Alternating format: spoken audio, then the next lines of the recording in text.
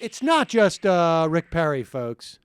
Here is Keith Ablow during an appearance on Fox and Friends discussing Bergdahl's history and suggesting that President Obama doesn't want to be part of America. This guy, Keith Ablow, wrote 7 things that will turn you into a leprechaun with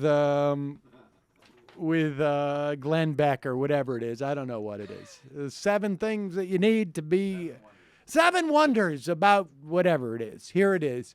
Here's Keith Ablow. He's a psychiatrist. Be there anymore by all reports. And the fact that he was a dancer and a lifter, not a weightlifter, but he would, I guess, lift up and the ballerina and throw the other ballerinas He would around. lift the ballerina. What does that mean?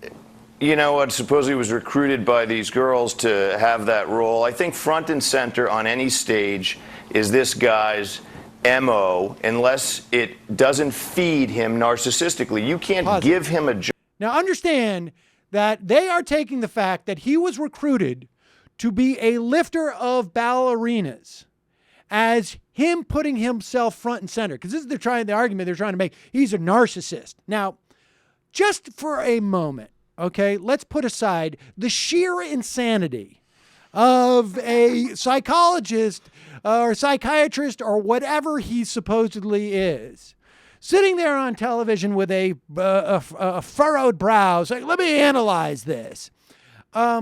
And because he's a ballet guy, he's a narcissist. This is the guy who actually helps the ballerina. Not the guy who's going around dancing, doing his own solo. He necessarily is there to help the ballerina.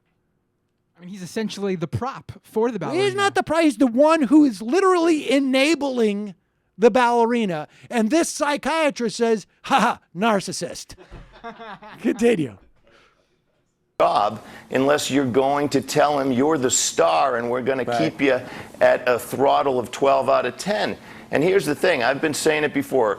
Barack Obama does not have the will of the American people, Americanism in his soul. And this swap, somebody who may not feel very American for 5 people who definitely don't, is symptomatic of that. It was bound to happen when you have a leader who doesn't affiliate with patriotism.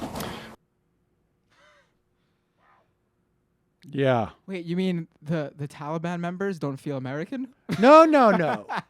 What he's saying is this was bound to happen because Obama, despite the fact that he wanted to run for president and all that, really deep down does not feel American. So, of course, he's going to make this prisoner swap if the prisoner is someone who has espoused, who was against the military invasion. And I just sold more books that I wrote with Glenn Beck. Obviously, this was not really a priority for me because, U.S. soldier in captivity, obviously I could care less, given my general lack of affiliation with America, the armed forces that I literally am the commander-in-chief of. But someone brought me a statement from this young man questioning U.S. military policy and saying he's not proud to be an American. And I said, look, let's fast-track this. And not only that, I warned you. I said, guys, look, in the beginning, I'm going to release top-level Taliban guys. That sooner or later, it's bound to happen because I just don't affiliate with this country. So let's get on this. There you go. 2 birds with 1 stone. Wallahu Akbar. Second term, baby. Let's do it. Obama, did Bergdahl working with ballerinas have anything to do with it as well? It's a sort of narcissism I can recognize. I only could wish that young women in Hawaii had asked me to lift them as well. That's the most demented sound clip I've ever heard in my life. Yeah, it is literally. pretty crazy. That's pretty crazy. And I love how he always adds the caveat because he actually does have actual medical degrees, stunningly enough. And then he'll be like, well, I haven't seen them, so I'm obviously not in a professional context.